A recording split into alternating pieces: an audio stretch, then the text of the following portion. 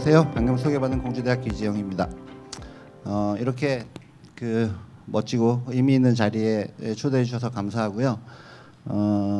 사실 올 때까지는 잘 몰랐는데 방금 이제 와서 소개도 해주시고 그래가지고 1층에 가서 소퍼 방정환 선생님의 공간과 그다음에 달토끼 산토끼 코너를 잠깐 보게 됐어요. 제가 사실 그걸 보면서 이제 최근에 새로운 그러니까 기후 위기를 극복하기 위한 전환이 어떤 방향이어야 되고 또 그 핵심적인 에너지가 어떻게 해서 생겨날 수 있을 것인가에 대한 이제 생각을 해 오던 가운데 이제 최근에 든 생각 중에 하나가 야 이거는 그냥 전환이나 변혁 갖고 안 되겠구나. 글자 그대로 개벽 수준의 변화를 만들어내야 되겠다 이런 생각을 하게 됐는데 그러다 보니까 아무래도 동학이나 또 그런 천도교나 이런 걸 관심을 가지고 보게 됐는데 이제 그 과정에서 오늘 와서 방정환 선생님도 만나고 또 그 과정에서 이제 시천주나 이런 이야기 속에 그러니까 어린이라는 존재의 의미에 대해서 좀 더 각별하게 생각을 하게 됐어요. 그리고 오늘 말씀드릴 중요한 키워드 중에 하나가 행성의식이라는 것인데 플래니터리 컨셔스니스라는 내가 지구라는 별에 살고 있다라는 의식을 가진 지구인 존재.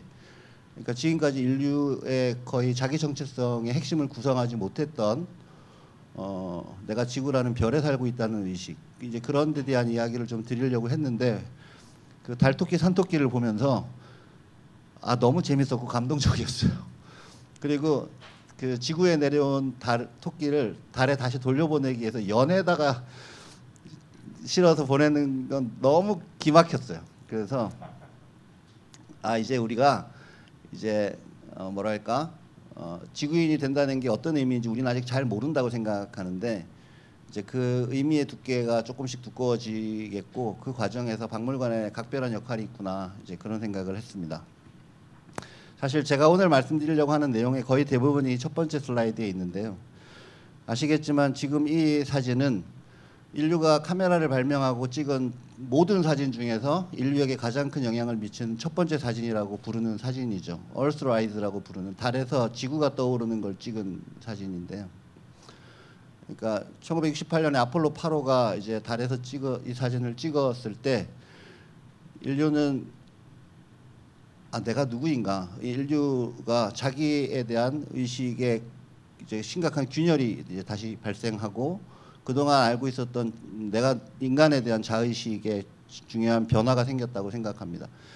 그게 이제 1990년대를 거치면서 이제 여러 가지 생태주의 사상이나 또 우리나라에서는 한살림 선언 같은 중요한 이제 선언들도 있었고 이제 그런 가운데 우리가 학교에서 주로 다루고 있는 보편적 과학 지식과는 다른 각각의 지역에서 오랫동안 전해 내려온 전통 생태 지식이 새로운 인류, 지구 생태 시민으로서 거듭나는 데 있어서 중요한 지적 자산이고 또 이제 그런 게 여기 민속박물관에서 연구하고 있거나 소장하고 있는 여러 가지 축적된 경험과 자료들 속에 녹아 있다고 생각합니다. 그래서 제가 지금 말씀드리면서도 이게 키워드가 너무 많아가지고 기후위기, 지속가능 발전, 또 지구 생태 시민, 전통 생태 지식, 행성 의식 이걸 제대로 이 시간 안에 꿰기는 좀 어려워 보이긴 합니다만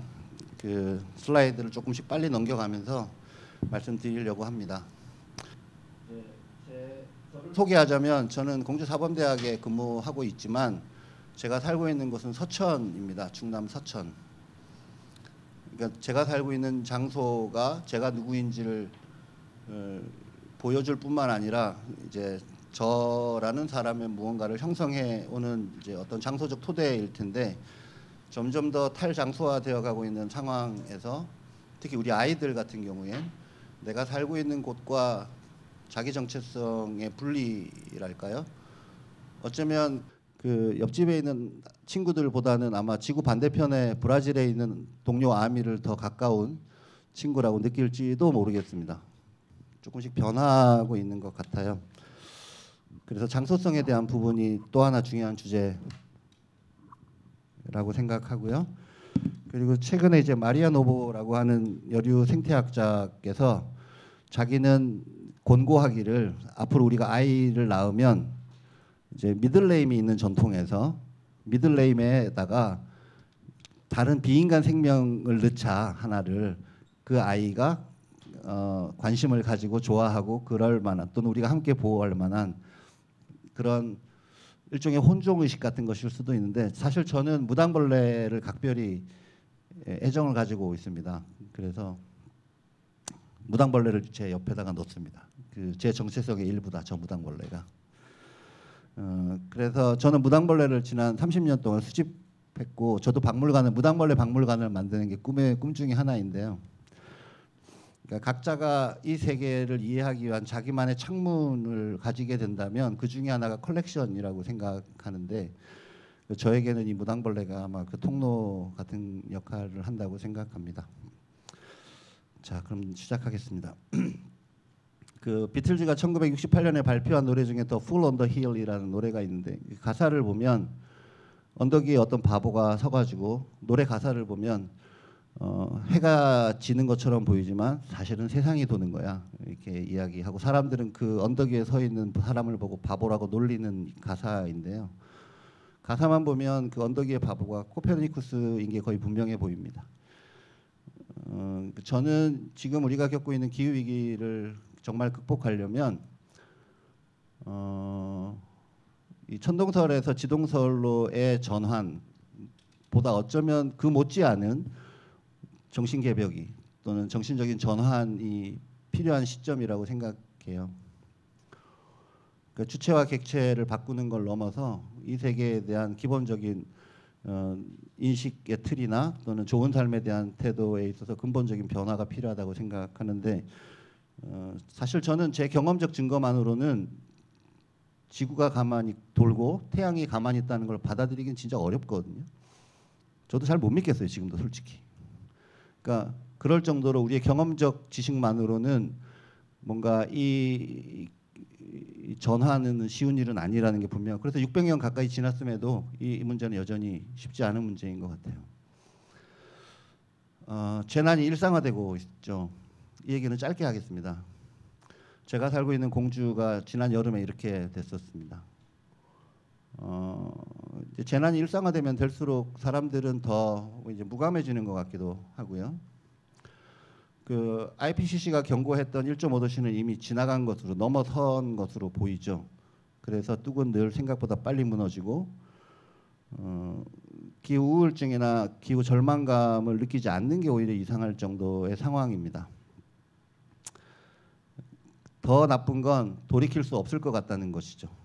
메탄 순환이나 이제 최근에 이제 호주의 산불에서 본 것처럼 그 강화 피드백 루프가 작동하면서 우리가 붕괴할 수밖에 없는 시스템 루프가 작동하고 있고 그 안으로 우리가 들어간 것처럼 보입니다 이미. 사실 저는 굉장히 네거티브한 마음속으로는 그래서 사실 되게 우울한 게 사실인데요. 특히 이제 해양도 위험하고 그래서 올해 태풍도 만만치 않을 것 같고 해수 산성화로 인해서 뭐 2050년이 되면 지구상의 조개가 사라질 것이다 이런 경고도 이미 있는데 아마 그것도 더 빨라질 가능성이 있어 보이고 지난 50년 동안 척추동물 70%가 사라졌다는 보고서도 발표가 됐고요. 우리가 코로나를 겪었지만 전 세계에서 계속 발생하고 있는 인수공통 감염병들은 결국 생태계 파괴, 기후변화, 공장식 축산, 동물 밀거래 등을 포함한 환경 생태계 파괴에서 비롯된 것이고 또 그로 인해서 질병과 안전의 문제뿐만 아니라 평화의 문제, 실업과 빈곤의 문제, 성평등의 문제, 인권 문제가 이제 동시다발적으로 발생해서 복합 위기라고 이제 부르고 있는 것 같습니다. 그래서 최근에 이제 생태 문명이라고 하는 이코 시빌라이제이션에 대한 이야기가 많이 나오고 있는데요. 생태 문명의 핵심은 어쨌든 지구라는 하나뿐이고 유한한 별에 살고 있는 우리가 지구와의 관계를 어떻게 맺을 것인가에 대한 질문에서 시작한다고 생각합니다. 들어보셨겠지만 오버슈트라는 말이 있죠. 그러니까 우리가 지구로부터 자원과 에너지와 생명을 가져다 쓰고 쓰레기와 온실가스를 갖다 버리는데 이제 지구가 그걸 감당할 수 있는 능력을 초과하는 이제 날이 있죠. 실제로 인류에게 있어서 오버슈트가 발생한 건 1971년부터이고, 그러니까 그때부터는 이미 이제 지속 불가능한 사회로 접어들었다고 볼 수 있죠. 그리고 올해 오버슈트가 8월 1일입니다. 그러니까 8월 1일 이후에 우리가 쓰고 있는 건 다 미래 걸 땡겨 쓰거나 미래 세대 거 갖다 쓰고 있는 거라는 거죠. 당연히 지속 불가능하죠.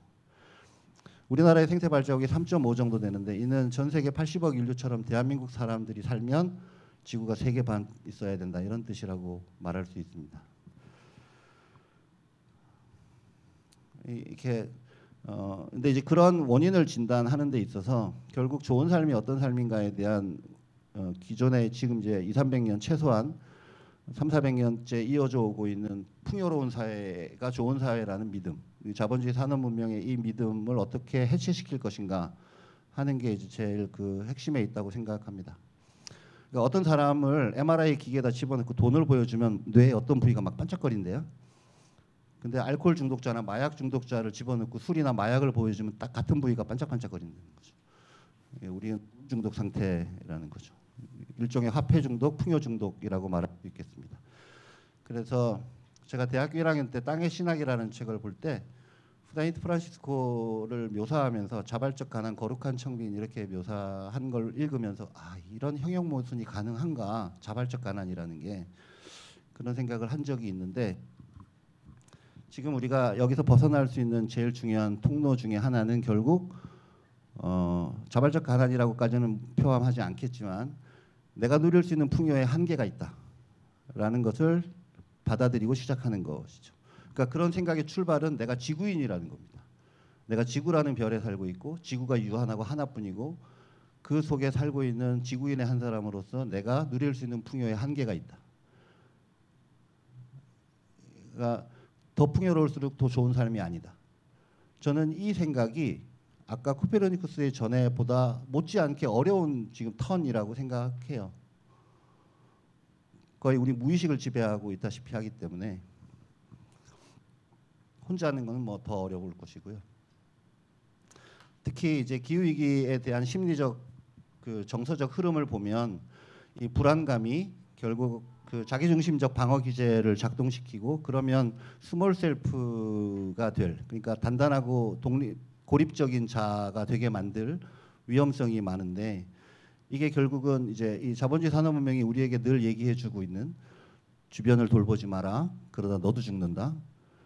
니 앞가림이나 잘해. 이제 그런 그러니까 더 고립되고 작고 단단한 자아가 되게 만드는 이 정서적 흐름 속에서 어떻게 그것으로부터 벗어나서 빅셀프를 향해서 더 생태적이고 더 확장되고 더 관계적인 자아로 스스로를 변화시킬 것인가, 또 우리가 함께 변화해 갈 것인가, 이게 결국 우리의 운명을 좌우할 거라고 저는 생각하고요. 그 과정에 환경교육도 그렇고 지속가능 발전 교육이나 이런 박물관 또는 에서의 그 평생학습의 중요한 핵심 과제가 있다고 생각합니다. 흥미로운 거는 그 칼 야스퍼스가 1949년에 책을 쓰면서 추계 시대라는 말을 썼죠. 그 엑시얼 에이지라고 하는. 그러면서 공자나 부처나 소크라테스나 그 조로아스터교나 이런 그 왜 BC 5세기경에 이런 그 종교가 만들어지거나 또는 현자들이 집중적으로 나타나게 됐는가에 대한 이야기를 했는데 사실 저는 그 이야기의 동시성보다 더 흥미로운 건 이분들이 이야기한 것이 가지고 있는 공통성이라고 생각하는데 그게 결국 beyond yourself라고 생각합니다. 작은 나에 갇히지 않는 것. 그러니까 우리가 나라고 믿고 있는 것의 허상성을 깨닫게 하는 것. 내가 얼마나 관계적이고 또 생태적 자아인 것인가, 연기적 자아인가. 그게 고립적이고 입자적이거나 실체적 자아가 아니라는 걸 깨닫는 것이고, 그게 오늘 말씀드리려고 하는 행성의식이라든지 또는 관계적 자아와 지구 생태 시민과 거의 그 연결되는 이야기라고 생각합니다. 제가 1,800명한테 물어본 적이 있어요. 환경 MBTI를 만드느라고. 사실 제가 만들었는데 막 같이 해보면 좋겠는데 오늘 시간이 당신은 누구입니까? 그렇게 물어봤을 때 한국 사람, 나는 나는 가족의 일원, 나는 지구인, 나는 마을 사람 중에서 제일 많은 응답이 나는 한국 사람과 나는 나였어요. 저는 이게 전형적 근대인이라고 생각합니다. 그러니까 이성을 가진 자기 삶의 주인으로서의 나라는 생각, 근대적인 개인의 탄생, 그리고 국민국가 체제의 탄생, 자본주의와 결합된 그 속에서 나의 의지와 상관없이 속하게 되는 국가 공동체의 일원이라는 생각, 이게 이제 근대인의 전형적인 자기 마인드라면 지금 지구생태 시민이나 지구인이라고 할 때는 내가 그 국가를 넘어서 지구인이라는 생각, 그러나 동시에 내가 어떤 마을 공동체의 구성원이라는 생각, 이 두 개가 앞에 두 개를 압도해야 된다고 생각해요. 최근에 어떤 아이들한테 물어보면 너 누구니? 그러면 한국 사람이 아니고 나는 지구인이요. 이렇게 말하는 애들이 막 나타나고 있거든요.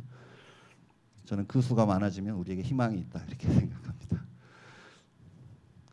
그래서 이제 이야기하려고 하는 게 이제 지구생태 시민이라고 하는 새로운 인류상입니다.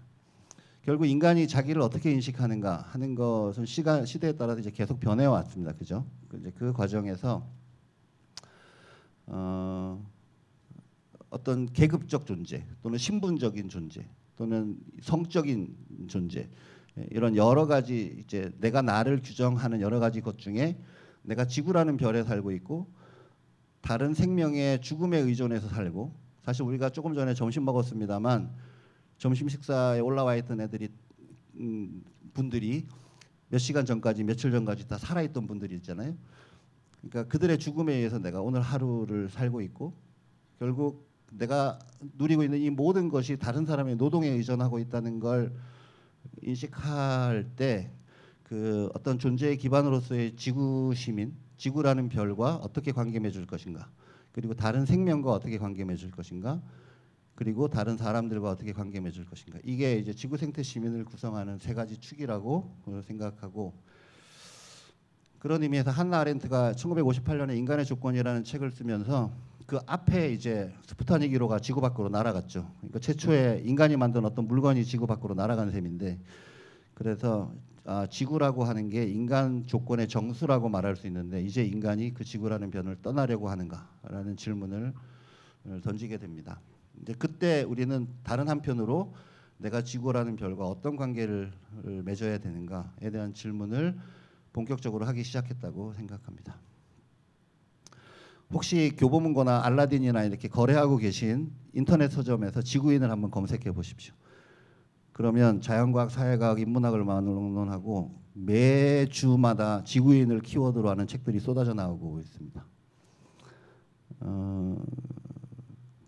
그 지구인에 대한 이해 중에는 되게 표면적인 것도 있고, 지구인이 된다는 게 어떤 의미인가에 대한 끊임없는 이제 질문들이 제기되고 있다고 생각하는데요.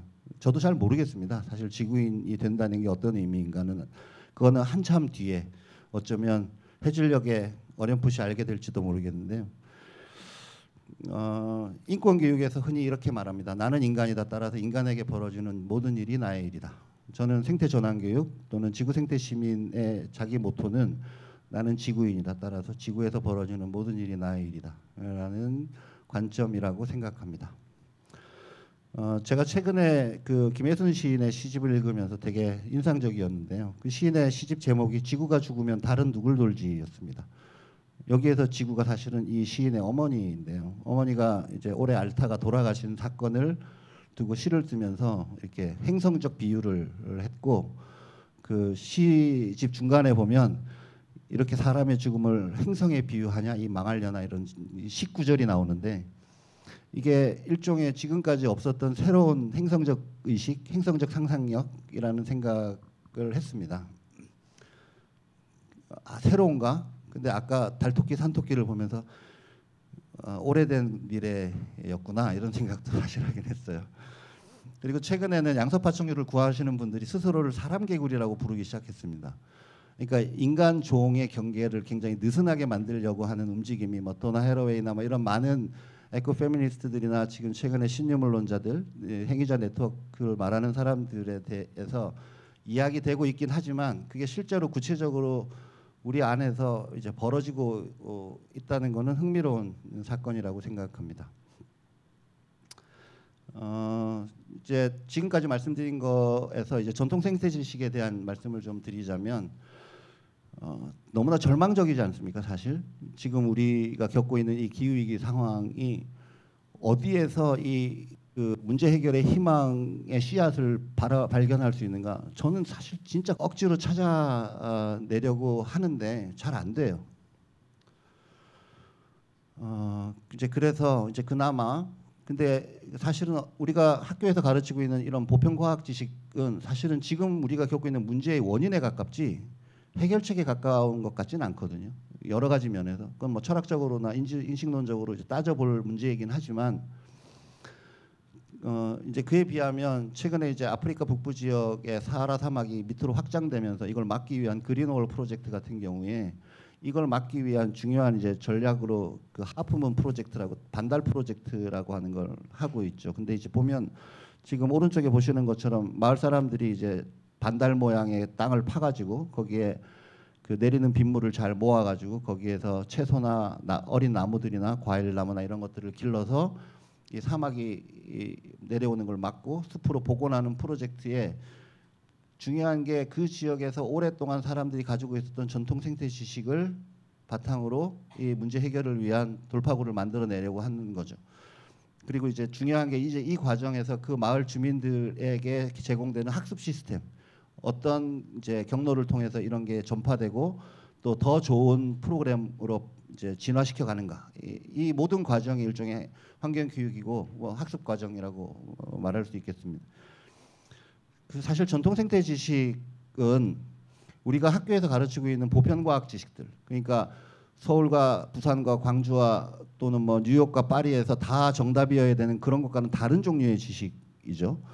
그리고 종교나 이런 것과 밀접하게 연결되어 있는 지식이고 또 대부분 구술로 전수되고, 그래서 예를 들면 케냐에서는 호리병박을 60가지가 넘는 용도로 사용해 왔고 이것들이 그 지역 사람들의 지속 가능하고 좋은 삶의 중요한 이제 매개였으나 그 식민지 시절에 플라스틱 바가지가 들어오면서 이것들이 완전히 사라지게 되고 나중에 이제 그 할머니들이 자기 마당에 조금씩 심던 걸 다시 이제 복원해가지고 이 생물 다양성과 함께 문화 다양성을 복원하는 프로젝트를 하는 과정에서 그분들이 가지고 있었던 전통 생태 지식들을 어떻게 되살려낼 것인가.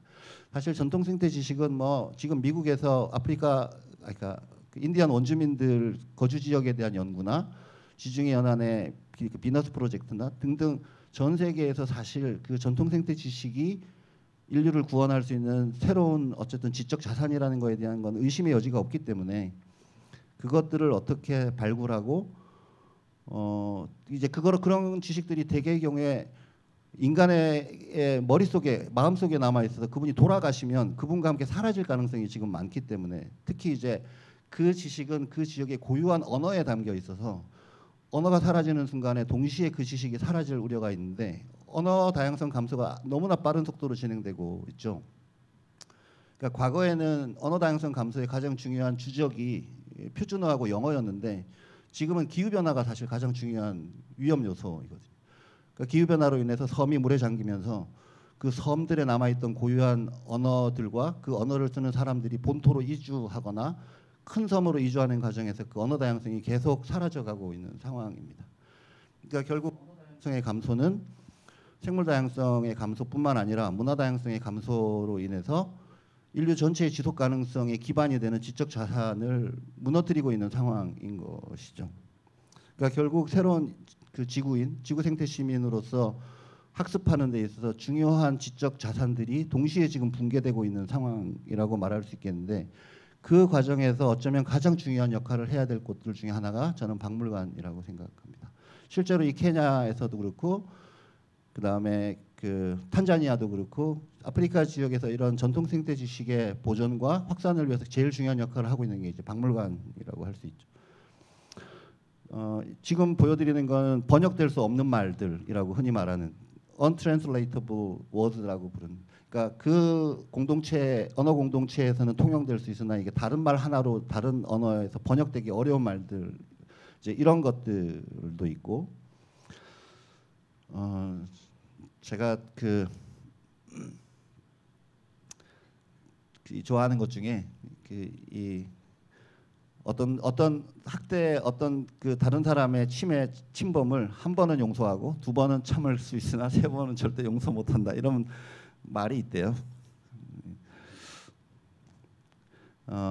이제 그런 의미에서 지구 생태 시민은 지구 시민이자 생태 시민이자 민주 시민이라고 말할 수 있고 특히 이제 그 옥스팜 같은 데서 기후 변화 교육을 할 때 어떻게 제국주의와 또 성차별 남성 중심주의와 또는 기후 변화와 또는 인간 중심주의가 이렇게 연결돼서 그 지금 문제가 발생하고 있는지를 다루도록 권고하고 있죠.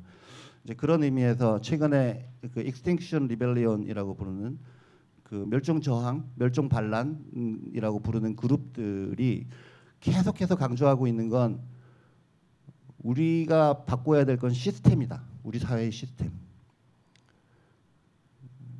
개인의 행동이 아니다. 근데 우리가 교육을 하는 사람들은 아주 습관적으로 사람의 행동을 변화시키려고 하죠. 마음을 변화시키고 지식을 변화시키고 태도를 변화시켜서 행동을 변화시키려고 하는 어떻게 보면 자연스러운 그 관행이 있습니다. 교육은 사람을 변화시키는 것이다.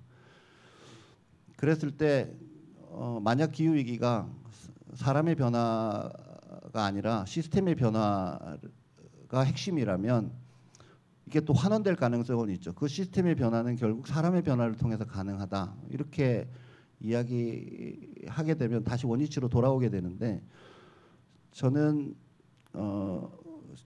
어느 정도 맞는 말이긴 하지만 시스템의 변화를 사람의 변화를 통해서라고 너무 강조하게 되는 순간에 결국 우리는 시스템을 만들어내는 국가나 자본이나 이런 핵심적인 힘들에게 책임을 묻는 게 아니고 실제로는 15%도 되지 않는 온실가스 배출에 있어서 가정이나 개인에게 책임을 묻게 될 위험이 분명하게 도사리고 있다고 생각합니다. 저는 그런 의미에서 앞으로 기후위기에 관련된 많은 기획들이 개인의 문제를 언급할 수는 있으나 실제로 우리가 겪고 있는 이 문제를 극복하는 데 있어서 시스템의 변혁이 더 핵심이라는 것, 그리고 잘못하면 의도하지 않았음에도 불구하고 손가락을 엉뚱한 곳을 가리킬 위험이 있다는 것을 기억하는 게 중요하다고 생각합니다. 저는 모든 영역에서 기후변화 교육은 가능하다고 생각해요. 최근에 이제 영어나 국어, 수학 선생님들도 기후변화 교육에 관심이 많아지셨는데 예를 들면 영어로 쓰여진 좋은 선언문이나 이런 것들을 읽게 하는 건 괜찮은 접근이긴 하지만 핵심적인 접근이라고 생각하진 않아요.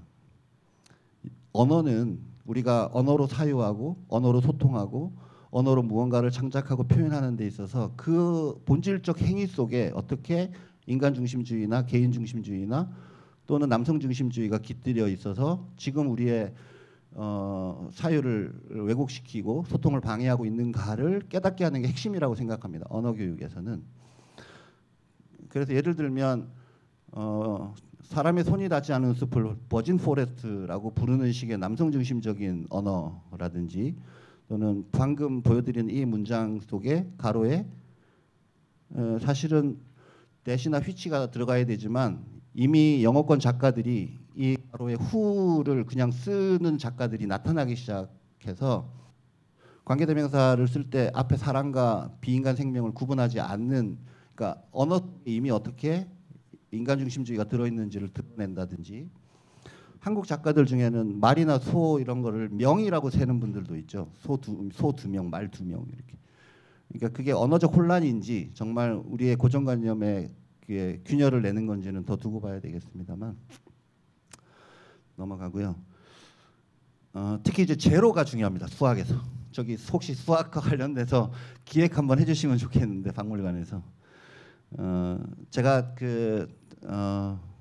한글박물관이랑 얼마 전에 이제 이야기를 나눌 기회가 있어서 제로라는 거에 대해서 집중적으로 기획을 하시면 좋겠다고 제안을 드린 적이 있었는데 사실 제로라는 말은 아라비아를 통해서 넘어가긴 했지만 원래 스니아타 팔리어나 산스크리트어의 우리가 알고 있는 색즉시공의 공이라는 말의 어원이죠. 그래서 제가 최근에 제일 재미있게 읽었던 논문 중에 하나가 초등학교 1학년에게 영어를 어떻게 가르칠 것인가였는데 영은 없다는 게 아니죠. 무를 의미하는 게 아닙니다. 의미 없는 무라면 202와 220이 다르지 않아야 되는데 사실 어마하게 다르잖아요. 사실 탄소 제로에서의 제로는 없다는 게 아니라 균형, 밸런스라는 의미이고 웨이스트 제로, 오타가 났네요. 웨이스트 제로에서의 제로는 순환이라는 의미죠. 이게 다 공에 들어있는 의미입니다. 그러니까 지속 가능성에 있어서 순환성과 균형성이 어떻게 제로라는 숫자를 통해서 나타나고 있는가를 수학 시간에 좀 진지하게 다루면 좋겠는데 우리나라는 초등학교 1학년에서 수학에서 0을 잠깐 다루고는 안 다뤄요. 중학교, 고등학교에서 진지하게 0을 좀 제로를 다루면 좋겠습니다. 그때 아마 숫자가 우리 세계를 어떻게 잘 보여주는지를 배울 거라고 생각하고요. 미술이나 이런 데에 있어서도 이제 새로운 저는 우표 아까 이제 컬렉션에 대한 말씀을 드렸는데 저는 우표를 이용한 이런 그 프로젝트가 되게 흥미로운 기획이 될 수 있다고 생각해요. 그러니까 전 세계의 생물 다양성이나 생물 멸종 또는 뭐 태양광, 태양열, 기타 그 각각의 나라들이 이 태양과 어떻게 관계 맺는가가 450가지가 넘는 태양광, 태양열 우표에 다 드러나 있거든요. 그러면서 우표를 디자인하는 프로젝트라든지 이런 걸 하면 좋겠습니다. 그 멸종위 기종에 대한 것도 그렇고요. 우리나라 226개 지자체마다 다 상징 동식물이 있습니다. 근데 100개가 넘는 지역의 상징이 까치예요. 유해조수. 그러니까 유해조수를 우리 지역의 상징으로 그게 이제 박정희 대통령 시절에 강제적으로 한번 하는 바람에 이게 막 돼가지고 많은 지역에 학은 오지도 않는데 우리 지역의 상징이 학인 경우도 많거든요. 그 우리 지역 사람들이 되게 고고하대요. 좀 그런 것 같습니다. 근데 최근에는 이제 함양군 같은 데는 군수께서 이제 발의를 해가지고 지역의 멸종위 기종 추천을 받아서 6가지 주민들이 직접 투표로 소쩍새를 이제 우리 지역의 상징적인 새로 선택하는 경우도 있고 그랬는데 종교가 저는 굉장히 중요한 아마 앞으로 이 지구인, 지구 생태 시민, 행성 의식을 갖는데 중요한 역할을 할 거라고 생각합니다. 그러니까 프란시스코 교황께서 최근에 발표한 2편의 문서에서도 그랬고 그 세계 교회 협의회가 지속 가능 발전이라는 개념이 형성되는데 결정적인 역할을 사실은 했죠. 그리고 최근에 이제 크리에이션 케어를 중심으로 하는 어떤 지구와 어떻게 새로운 관계를 맺을 것인가 그런 이야기나 아까 이제 불교도 물론이고 최근에 이제 우리의 민족 종교들 증산교나 원불교나 동학 천도교나 이런 데가 가지고 있는 그러니까 어떻게 또 확장적 자아로 나아갈 것인가에 있어서 이 종교의 역할은 더욱 중요해질 거라고 생각합니다. 이게 또 특히 이제 전통 생태 지식과 분리되어 있지 않은 것도 사실이고요.